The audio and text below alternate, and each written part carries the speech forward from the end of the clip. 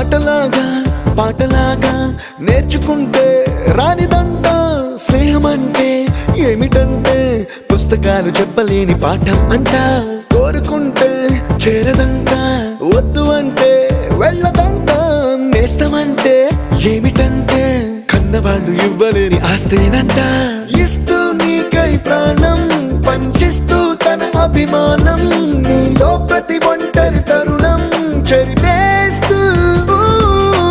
ఎన్నో వేల కథలు అరే ఇంకో కథ మొదలు छोटी छोटी छोटी छोटी छोटी छोटी बातें छोटी छोटी बातें बातें मीठी मीठी मीठी मीठी मीठी मीठी यादें मीठी मीठी यादें यादें